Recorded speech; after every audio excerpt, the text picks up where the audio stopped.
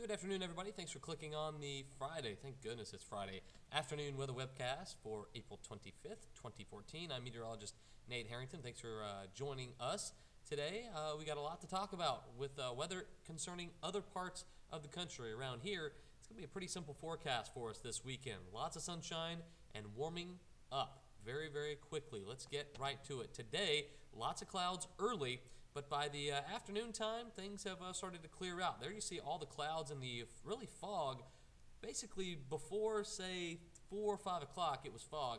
Then we saw this area of cloud cover move in, all associated with the back edge of or back tail end of a cold front, I should say, that's moved through. We did see a few sprinkles driving around downtown Dothan today. Did have a few sprinkles on the windshield early this morning, right around 8:30, 9 o'clock, 9:30, but all that rain is gone. It really wasn't even rain. It was just kind of a little sprinkle or two. And now we're seeing a mostly sunny sky with just some high or white puffy cumulus clouds, what we've seen all week long.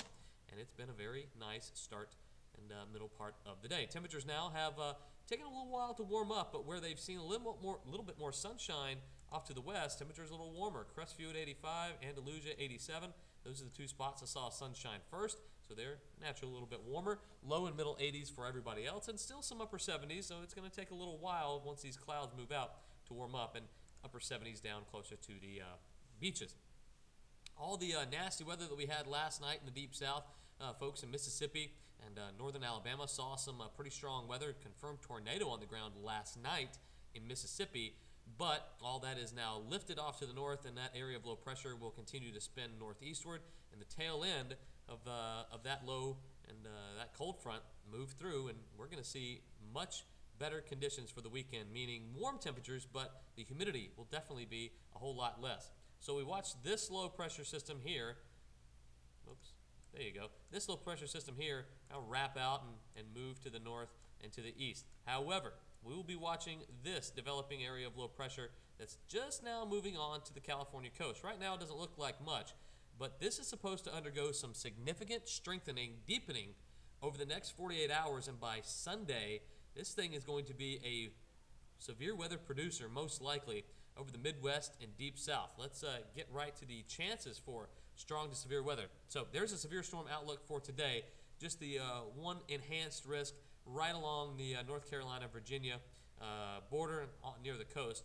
But that's it for any chances for severe weather for today. However, for Saturday, that area of low pressure really starts to wrap up and intensify, and look what happens over the Midwest and Great Plains from central Texas all the way through Oklahoma, Kansas, Nebraska, the western portions of Iowa, extreme northwestern portions of Missouri.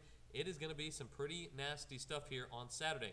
And then, if that wasn't enough, that risk shifts over about 200 miles to the east, and that red dot you see right in the middle there, that is a moderate risk of severe weather. So better than 30 to 40% chance that that area in red will see some sort of severe weather, and the chances for tornadoes does exist in that red dot there. So that's much of southwestern Arkansas, a little corner of Oklahoma, Texas, and Louisiana, but mostly southwestern Arkansas will be impacted by this severe weather event, most likely on Sunday.